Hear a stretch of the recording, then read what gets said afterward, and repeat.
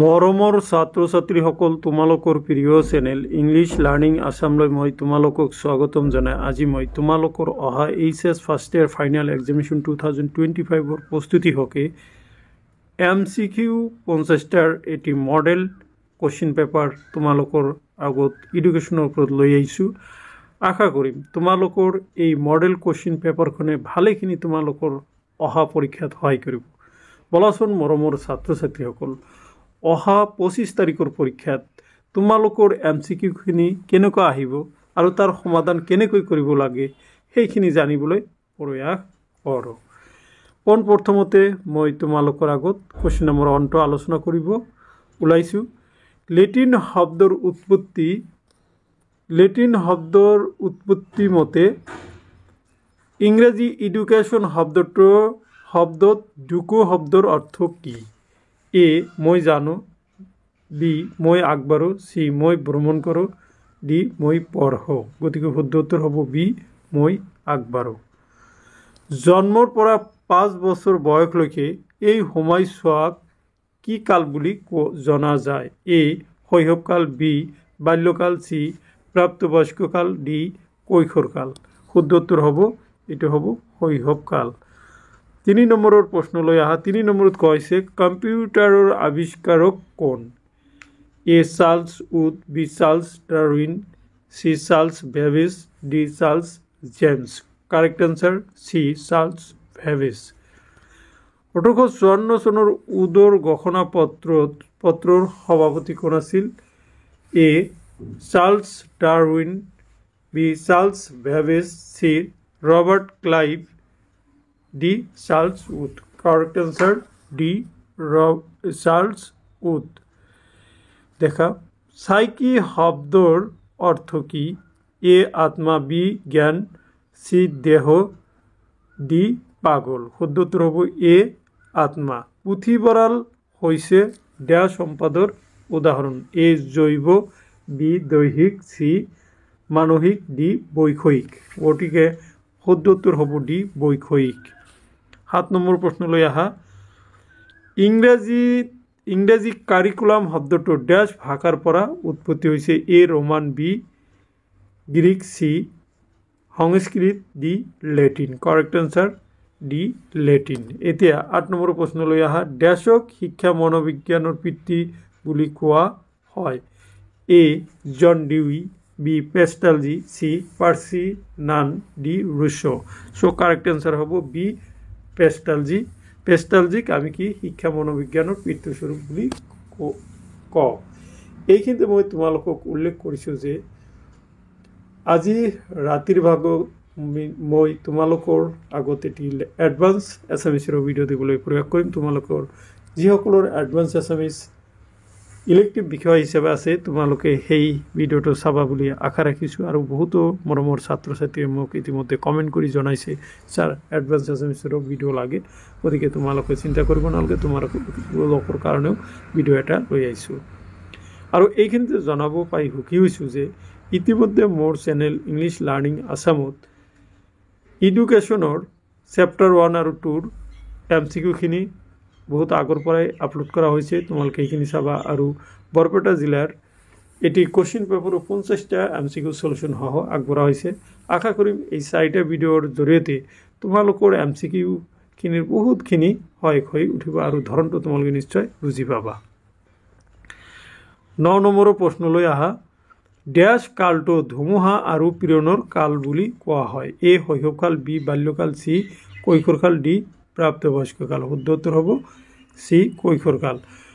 10 dash চনত প্ৰথম অসম প্ৰাথমিক শিক্ষা আইন গৃহীত হৈছিল? এ 1926, বি 1826, চি 1935, ডি 1956 চনত। গতিকে কাৰেক্ট এনচাৰ এ 1926। তাৰপিছত সুস্থ দেহত সুস্থ মন গঢ়ি তোলাটো শিক্ষাৰ যোগেদি সম্ভৱ উক্তিটো কাৰ? A Plato, B Socrates, C Aristotle, D Rousseau. Correct answer C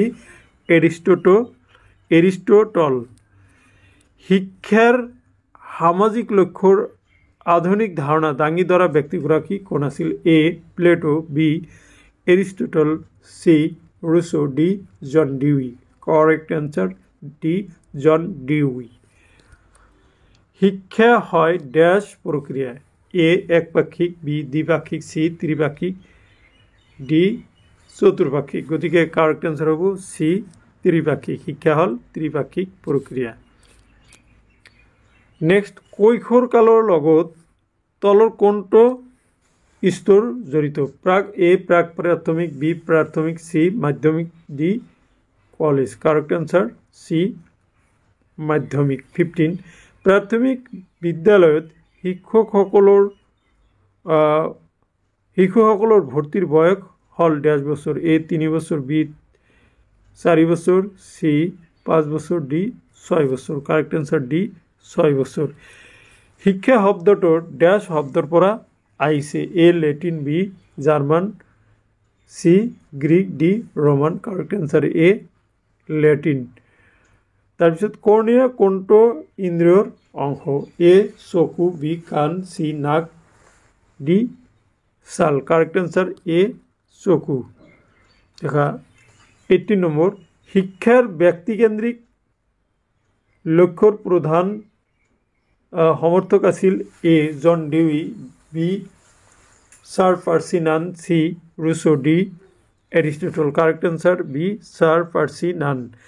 প্ৰাক প্ৰাথমিক স্তৰত ইন্দ্ৰিয় প্ৰশিক্ষণৰ ব্যৱস্থা কোনে কৰিছিল? এ জন ডিউই, বি ৰুছোই, D madam Maria Montessori, D Pestalozzi. Correct answer C madam Maria মন্টেশ্বৰী।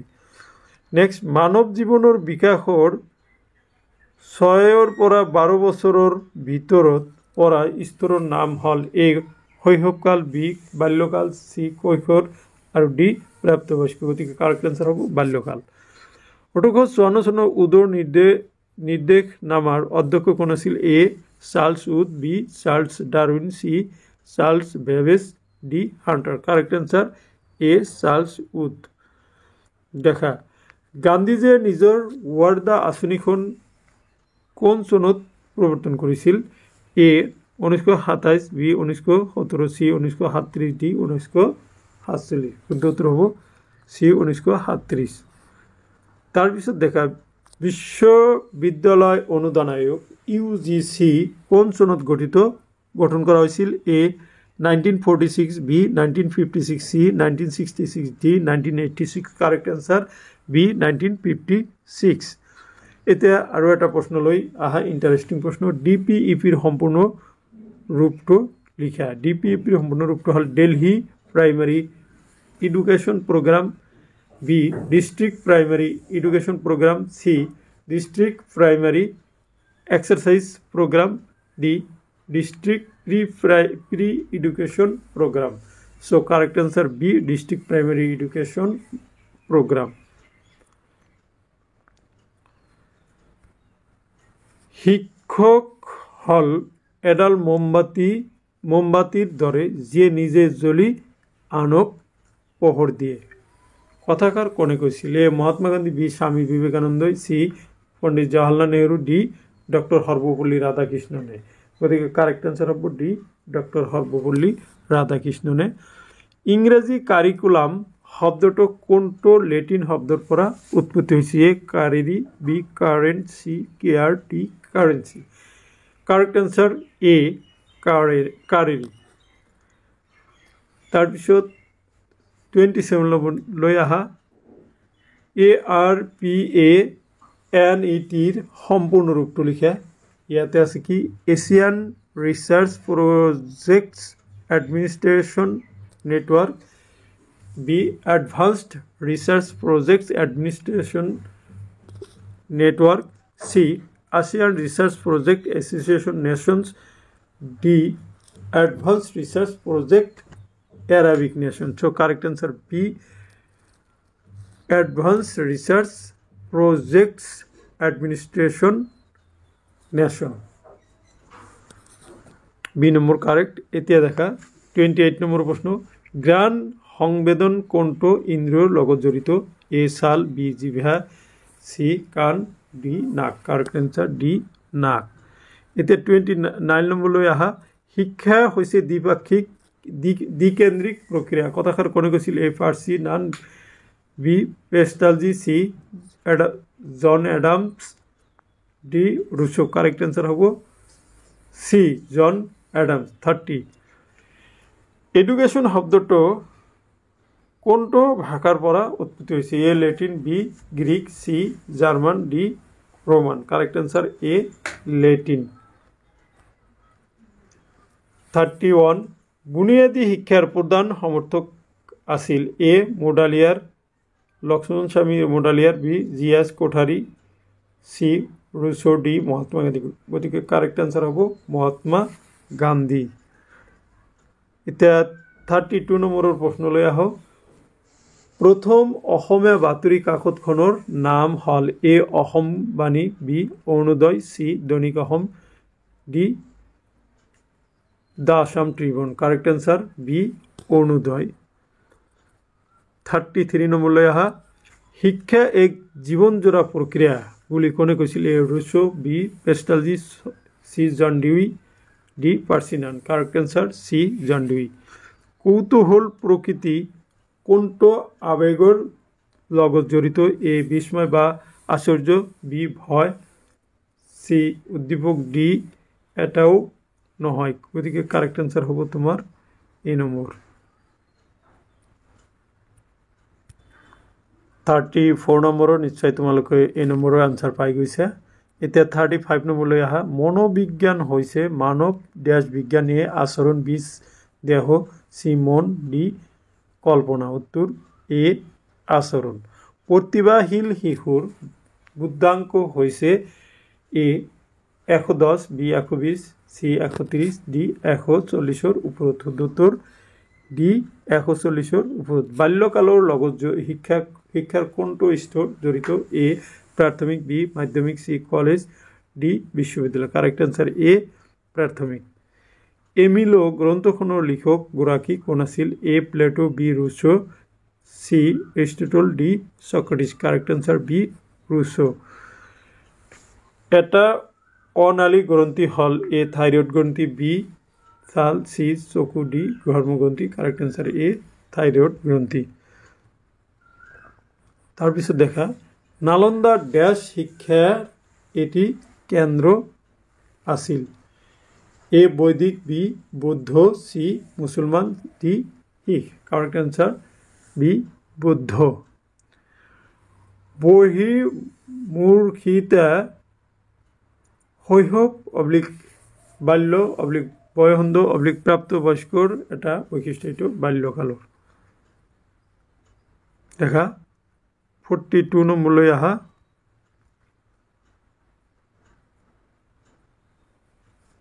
Okay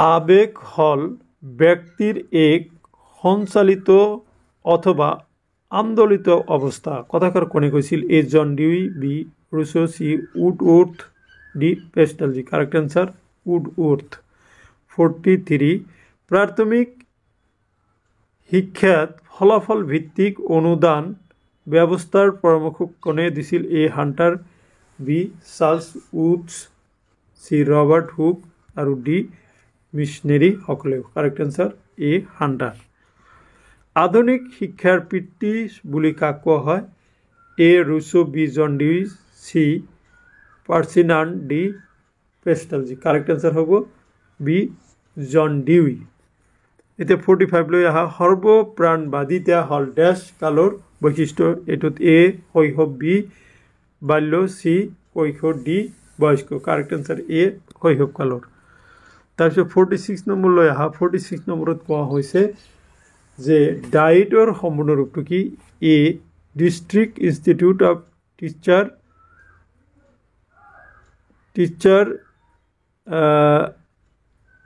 education training B নম্বৰত আছে district institute of elementary training C নম্বৰত আছে दर्पण institute of elementary training D दर्पण institute of education training so correct answer हम B number district institute of elementary training 47 school शब्द तो मूल ग्रीक शब्द तो कि एक स्कूल बी স্কুল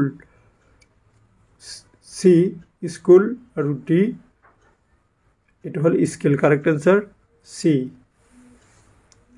48 নম্বৰলৈ আহা 48 নম্বৰত কোৱা হৈছে মনোবিজ্ঞান হল প্ৰাণী মাত্ৰেই আচৰণৰ পাৰ্থক্য বিজ্ঞান কথাষাৰ কোনে কৈছিল এ উড অৰ্থে উইলিয়ামসন তাৰপিছত ওয়াটসন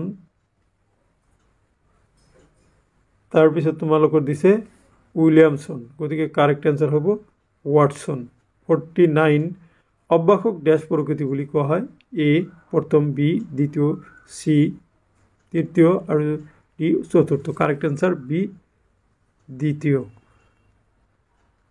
দেখা লাস্ট কোশ্চেন লৈ আইছো লাস্ট কোশ্চেনত কোৱা হৈছে বাল্যকালত কালটোক ড্যাশ কাল বুলি কোৱা হয় এ স্কুলীয়া বি ধেমালি সি ধুমুহা ডি পীড়ন কাৰেক্ট আনসাৰ এ স্কুলীয়া কাল বুলি কোৱা হয় সো মাই ডিয়াৰ স্টুডেন্ট এইখিনি আছিলে 50টা এমসিকিউ আৰু তাৰ সমাধান আশা কৰিছো এই এমসিকিউ খিনিয়ে তোমালোকক অহা পৰীক্ষাত সহায় কৰিব থ্যাংক ইউ সো মাচ